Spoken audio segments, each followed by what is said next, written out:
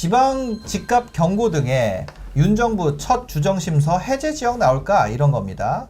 집값 하락한 대구가 해제 요건 규제 제외 유력이다. 그래서 민간위원이 과반을 차지해서 시장 목소리가 힘이 실릴 거고 미분양은 지역 경제에 부담이 되니 해소 방안이 필요합니다. 이런 목소리가 나오고 있다. 2대1이 신수정 기자님의 기사입니다.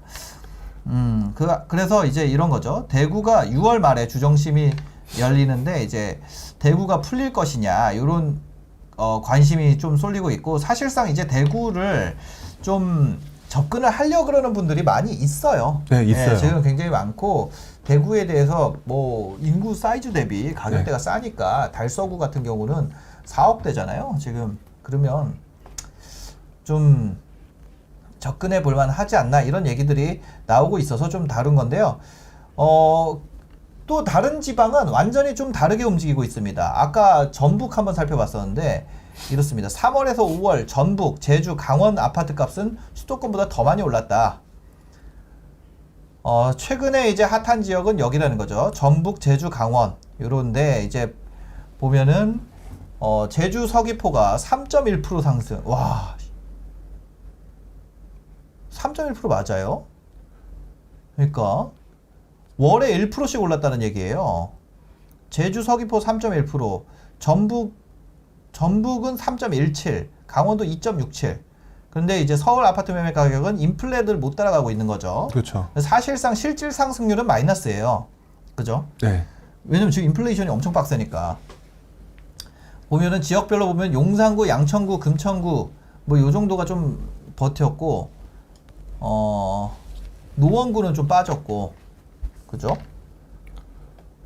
수원 영통, 수원 장안, 광명, 시흥, 화성, 의왕, 안양 동안, 용인 기흥 이게 다 빠지는 거죠. 경기도하고 인천은 다 그런 것 같아요, 지금. 인천은 보면은 남동구, 부평구가 하락했고요. 근데 반대로 이제 동구 미추홀구, 미추홀구는 사실 0.08이라서 얘기하기 좀 그렇고, 동구는 좀 올랐고, 예. 그러니까 어떤 특정 시점이긴 한데요. 예. 지금 보면은 동구 같은 경우는 그동안 안 올랐기 때문에 상대적으로 좀 갭을 메우는 약간 그런 분위기가 좀 나타난 것 같아요. 네. 지금 그렇습니다. 그래서 이런 지역별로 차별화가 좀 나타나기 시작했어요. 예전에 2021년장은 모든 지역의 상승. 네, 그렇죠.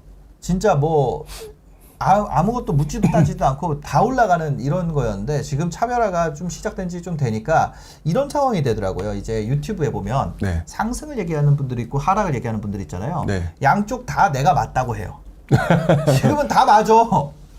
네, 오른다고 하는 사람은 오른 지역은 올랐었고 네. 그래도 오를 곳은 있다 이런 거잖아요. 네, 그렇죠. 그런 거는 또 오른 대로 맞은 거고 네. 또 서울에서도 강남 3구랑 이제 분당 이런 거 오른다고 맞아요. 그렇죠? 그렇죠. 근데 또 반대로 내린다고 하신 분들은 야, 동탄 봐라, 광교 봐라 이런 거잖아요. 네. 근데 그 옆에 분당 봐라 올랐잖아. 이제 이런 거예요. 서로 눈을 어디를 두느냐에 따라서 서로가 다 맞은 상황이 됐기 때문에 네. 그렇죠. 그렇다고 해서 뭐 참 이게 애매한 상황이 된 거죠. 이제는 모든 사람들이 내던져지게 된 거죠. 선택에. 맞아요. 네. 진짜 힘겨운 선택을 해야 되는 시장이면 틀림이 없는 것 같아요. 네. 그래서 참 그렇습니다. 그래서 지방에 대해서 지금 얘기하고 있는데 이런 지방의 상승은 왜 나타나게 되나요? 지방의 상승은 저는 네. 개인적으로 이번 장의 메인 장의 영향이 컸다고 생각이 들어요. 그러니까 일단 기본적으로 지방은 서울과 수도권하고 좀 다른 모습이 있는 게 철저하게 그 공급 물량에 의해서 많이 움직이는 경우가 네네. 많거든요. 네. 그래서 실제 공급 물량이 적은 곳들, 창원 같은 경우가 작년에 많이 오른 게 유동성 장세가 들어와서 더 많이 올랐지만 사실상 창원 같은 경우는 오를 수밖에 없는 구조였었어요. 근데 이제 그 상황에서 네. 흔히 말하는 가장 인구수가 많은 서울과 수도권의 메인장화가 됐고 이 메인장화가 된 상황에서 그 다음에 또 요즘 얼마나 투자들을 그 자기개발 쪽으로 해서 열심히 하시는 분들이 많아졌어요. 이런 어떤 뭐 어떤 사회적 환경들이 같이 맞물리면서 저는 원래 지방장의 평균보다는 더 많이 상승하는 구조로 지금 흘러가고 있다라고 저는 생각을 하거든요. 네네. 그러면서 지방장의 관심도가 되게 많이 늘었고 그렇기 때문에 저는 진폭도 심할 것 같아요. 왜냐하면 원래 수요가 그러니까 공급이 부족해서 올라갈 수밖에 없는 일부 지역들의 오름폭보다 네. 어떻게 보면은 외부가 들어와서 조금 많이 건드렸던 그런 부분도 있기 때문에 그 부분을 생각하게 되면은 분명히 지방도 서울 수도권처럼 차별화 장사가 이제 앞으로 나타나게 될 거라고 보여지고요. 네. 그래서 지금은 그 여러분들이 보시기에 두 가지를 보셔야 될 것 같아요. 1차적으로는 지방은 무조건 공급이에요. 두 번째는 서울 수도권과 같은 투자자들이 얼마나 많이 샀었냐. 네네네. 이 부분들에 대해서 조금 더 포커스를 맞춰야 될 것 같고요. 이분들이 던지는 순간은 한동안 골치 아프죠. 네네. 그리고 반면에 지금 현재 지방장이 이제 앞으로 들어가려고 하는 분들이 대부분 다 보면 돈이 없는 서울 수도권 분들이 많아요. 그죠. 네. 이제 서울 수도권 분들이 많은데 부족하니까. 네, 부족하니까. 근데 이분들을 제가 공통점을 발견했어요. 뭔가요? 뭐냐면 다 갭 투자예요. 그렇죠. 왜냐면 내가 서울에 있으면서 지방에 투자하려면 갭 투자밖에 없잖아요. 네, 그렇죠. 근데 그 갭 투자를 해야 된다라고 생각하니까 다 갭만 봐요. 지금 제가 말씀드렸던 공급하고 이런 어떤 서울의 투자자들이 들어왔느냐, 그동안에 무슨 일이 일어났느냐, 이런 거를 보려고 하는 게 아니라 그냥 갭만 봐요. 아하. 그래서 저한테 제가 이제 독서 모임을 제가 하기도 하고 뭐 이렇게 하는데 거기에서 한 분이 이제 그 갭을 가지고 얘기하시는 분들인데 그분은 처음부터 저랑 얘기를 할 때 갭 얘기만 해. 예, 제가 무슨 얘기를 하면 근데요, 갭이 1000밖에 안 돼요. 예를 들면 그러니까 이런 걸 봐야 돼요. 하지만 갭이 적은데 괜찮지 않나요? 그러니까 내가 선택한 갭이 맞냐 틀리냐를 원하는 그런 느낌을 되게 많이 받았다고 할까요? 근데 갭 투자의 장점은 레버리지 투자지만 단점은 역전세라니고 못 파는 거거든요. 그러면 역전세라고 못 파는 부분을 생각을 하려면 그리고 그 전세를 적은 갭을 끼고 들어가려면 그 동네 환경이 오를 환경이 만들어져야 되는데 하나도 안 보는 거예요. 그래서 만약 이 영상을 지금 라이브를 보고 계신 분 중에서 약간 초보에 가깝다라고 한다면 갭 투자 하시라고요. 안 할 수가 없어요. 우리 처음 하시는 분들은. 근데 그것만 보시면 안 되는 게 제 주변에 갭 투자다 망가지신 분들이 다 갭만 보고 들어가신 분이거든요. 저요. 아니 제가 그런 거 있어요. 갭이 작잖아요. 그럼 갭은 작으면 벌어지게 돼 있어요. 갭은 작으면 벌어지게 돼 있는데 맞아요. 이게 작은 갭이 매매가가 빠지면서 전세가 더 빨리 빠져가지고 이렇게 벌어질 수도 있더라고요. 그러니까 지금 현재 갭이 앞으로 벌어질지 붙을지에 대한 거를 생각해야 되는 게 맞잖아요. 근데 그 부분에 대한 것들은 일단 마음이 급하니까 생각조차 하지 않은 거죠. 그래서 제가 공급을 얘기하고 무슨 얘기를 해봤자 그건 됐고요. 아니면 마음이 급하니까 안 들리고요 라고 하다 보니까 진짜 큰일 나는데 지방에 공급 많은데 갭 작다고 들어가면 그거 갭 다 메워줘야 되는데 내 돈으로. 그렇죠. 근데 또 거기다가 또 여기에 또 한 가지 문제가 뭐냐면 우리 이제 강의하시는 분들 중에서도 좀 잘못하는 것 중에 하나가 열정을 강조하잖아요. 근데 공부가 안 된 상태에서 열정을 강요하게 되면 두 채, 세 채가 아니라 10채, 20채를 사요. 맞아. 돈이 작으니까 500만 원 가지고 500갭으로 막 8채 사잖아요. 그 사람 나락가거든요. 그러니까 그 사람이 돈 버는 시기와 환경이 따로 있어요. 맞아. 근데 그거에 대해서 알아야 되는데 그러니까 저는 지방에 투자를 한다? 하셔야 됩니다. 그리고 갭을 가지고 해야 된다? 하셔야 되는 거 맞아요. 하지 말라고 하지 않거든요. 근데 문제는 지방의 속성이 예를 들어서 공급이라고 하는 부분이 얼마나 큰 영향을 미치는지 그리고 지금 시장 환경에서 서울과 수도권 그다음에 그 지방권에 있는 투자자들이 얼마나 많이 들어와서 분위기를 달아놨는지 그러면 걔네들이 빠지게 되면은 매물량을 늘어나거나 또는 그분들이 전세 물량을 많이 내놓을 텐데 그런데 발생하는 문제 이런 것들을 하나도 모르시더라는 거죠. 진짜 장난 아니에요. 갭 붙어있는 저는 옛날에 갭 붙이려고 수리하고 막 그런 거 다 직접 다 했었거든요. 진짜 빡세게 했었어요. 그래서 가가지고 그 페인트 칠 싹 다 하고 그 등 있잖아요. 주방에 있는 등 그런 거 펜던트 등으로 바꾸고 그 다음에 손잡이 있잖아요. 손잡이랑 콘센트 커버 다 바꾸고 그래서 저 그거 혼자 다 했거든요. 그러면서 이제 갭을 겨우 올려놓잖아요. 그렇게 해가지고 왜냐면 올 수리까지는 안 해도 근데 싱크대 같은 경우는 이제 좀 바꿔주고 그 난리를 쳐가지고 내 노동력을 넣어가지고 갭을 붙였어요. 근데 이게 공급이 쏟아지니까 이거 빠지는 그 전세가 빠지는 속도가 진짜 장난 아니더라고요, 이게. 그럼요. 예. 지방장은 그게 완벽하게 정직해요. 진짜 어마어마하게 빠릅니다. 그러니까 지방장의 투자가 기회가 많은 거는 사실인데 예. 지금 말씀드렸던 것처럼 아까 이렇게 해서 뭐 갭을 붙인다고 하잖아요. 예. 일반적인 환경에서는 갭이 붙죠. 예. 근데 여기에 진짜 말씀하신 공급 물량이 쏟아지거나 흔히 말하는 침체기가 오면은 내 물건이 팔리긴 팔려요. 근데 그게 급매물이야. 맞아.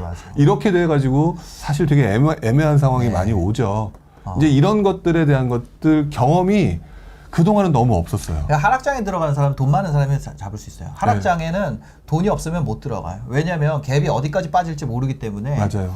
그래서 또 막 공급이 막 쌓이고 있으면은, 근데 내가 아파트 이런 거 있잖아요. 제가 투자할 때 제일 많이 고민했던 분들이 뭐였냐면, 내가 2천이 있어요. 네.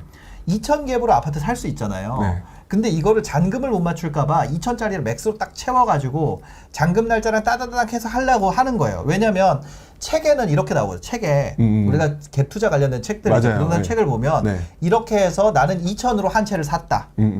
현실 세계도 가능해. 근데 실제로는 내가 그 아파트 한 채 돈이 다 있는 게 훨씬 안정해. 한 채도, 예를 들어 내가 3억짜리를 2천 갭으로 사잖아요. 네. 그럼 3억짜리를 살 때 3억을 급할 때 내가 다 채울 수 있을 때 이 3억짜리 하는 게 맞는 것 같아요. 네. 왜냐면 안 맞춰질 수도 있고, 순간적으로 빈집인 상황에서 내가 아쉬운 그거를 안 하고, 그리고 이게 더 하락했을 때도 뺏기지 않고 계속 금매로 팔지 않고 네. 버텨가려면은 그거를 해서 다 세팅이 된 다음에 다시 다 돌고 회수했을 때 내가 2억 8천이 회수가 돼가지고 2천 갭이 결국에 되는 거지. 네. 내가 2천만 원만 가지고 그냥 다 들어가가지고 그거 잔금하는 날짜까지 다 맞춰가지고 2천 갭으로 하려면 인생에 잠을 못 자요. 왜냐면 내가 이거를 못 맞추는 순간 계약금 날라가니까. 맞아요. 그리고 내가 돈 2천만 원 있는데 2천 갭으로 할 수 있는데 계약금은 3천이잖아요. 그럼 1천만 원 신용대출로 끌고 왔단 말이에요. 그 다음에 나중에 이거 전세 맞춰가지고, 왜냐면 여기는 전세 붙어 있으니까 전세 맞춰가지고 이거 값 빼서 신용대출 이거 들어가야지, 이렇게 해서 갭을 하거든요. 근데 이렇게 해서 풀로 땡겨가지고 했는데 내가 한 바퀴 돌았는데 공급 맞는다. 그럼 그분은 답이 안 나와. 인생이 그 다음에 이제 연락해가지고 뭐 사람들한테, 주변 투자하는 사람한테 이거 어떡하지 하고 돈 끌어다니고 이런데 P2P 대출 알아보고 뭐 난리가 나는 거예요. 그러면서. 맞아요. 그래서 저는 지금 만약에 하락장 투자하시려고 그러는 분들한테 지금 갭만 보지 말고 한 채 값을 내가 갖고 있고 하나 맞추고 세팅 다 된 다음에 다음 거 하고 이렇게 천천히 가더라도 천천히 가는 게 낫지, 안 그러면은 큰일 나요. 진짜 큰일 나더라고. 저도 큰일 날 뻔했어요. 네, 그러니까 네. 그 책에 나오는 것들, 뭐 유튜브도 그런 얘기 많이 듣지만 네. 억으로 끈다고. 네. 그러니까 2천이라고 하는 금액이 지금 돈 없는 사람한테 어쨌든 2천은 만들 수 있거든요. 네. 2천, 3천, 5천 맞아, 만들 수 맞아. 있거든요. 네. 이제 그걸 가지고 하는데 거기에 플러스 알파가 들락날락해요. 분명히. 맞아. 이제 그러다가 이제 본인이 자금이 흔히 말하는 흐름이 막혀버리면은 네. 그냥 그거 다 토해내는 상황이 발생되는데 사실 그거에 대해서 얘기하면 여러분들이 그 내용을 안 보신단 말이에요. 네. 그래서 그 얘기를 안 넣어요, 책에다가. 그리고 그거를 어떻게 보면 경험으로 그분들도 다 아마 경험을 하셨을 건데 네. 책에는 그런 내용이 넣질 않거나 네. 그런 내용을 많이 얘기를 안 하는 거죠. 그러니까 여러분들이 네. 그걸 알아야 돼요. 마인드 차려님도 이 얘기 하잖아요. 19년에 청라 두 채 갭 투자할 때 똑같은 경험에, 이거 갭 투자 해본 사람 다 겪은 거예요. 그런데 이제 새로 진입하는 분들이 뭐 3천으로 뭐 하나 했다, 뭐 저는 옛날에 갭 작게 한 거 자랑하고 다녔어요. 그러니까 이런 거 있잖아요. 얼마나 어리석었냐면, 갭을 누가 같이 투자하는 사람들 있잖아요. 네. 근데 얘가 2천으로 했대. 나 거기 1800갭으로 했는데 막 이러고 다녔어요. 네. 갭 작은 거 자랑하고 다녔어. 네, 맞아요. 네. 그때 한때 그랬었던 것 그리고 같아요. 많은 이제 분들이. 그때는 뭐 이제 갭 작은 것도 자랑했고, 뭐냐면 내가 이제 잔금 길게 잡은 거 자랑했어요. 왜냐면 상승장이 이제 오기 시작하니까 네. 나 풀피가 무슨 얘기냐면, 나 집 샀는데 전세를 길게 잡아가지고 잔금을 나중에 맞추면서 돈 돌려서 내가 한 거 있잖아요. 네. 돈이 생겼어. 집을 샀는데 돈이 생기는 때가 있었어요. 그래가지고 그런 식으로 이제 막 그랬는데, 그런 것들이 나중에 다 도구로 돌아오더라고요. 맞아요. 예. 진짜로. 여러분들 지금 이제 뭐 하락장이라고 대구 들어가시려고 그러는 분들은 그거 돈을 그만큼은 내가 챙기고 들어가야 된다. 아니면 최소한 꾸울 때, 돈 빌려올 때라도 있는 상태에서 들어가시는 게 훨씬 더 그 안정적이고 뭔가 잠을 잘 수가 있다. 이 얘기를 드리고 싶어요. 예. 그 잠이란 표현에 제가 확 와닿는 게 저 역시 또 그런 경험이 있었을 거잖아요. 예. 잠 못 자요, 진짜. 그러니까 잠을 못 잔다니까. 피가 마르죠. 예. 그 피가 마른다는 거를 경험한 사람들과 그런 경험이 없는 사람들의 차이가 굉장히 크다는 거를 예.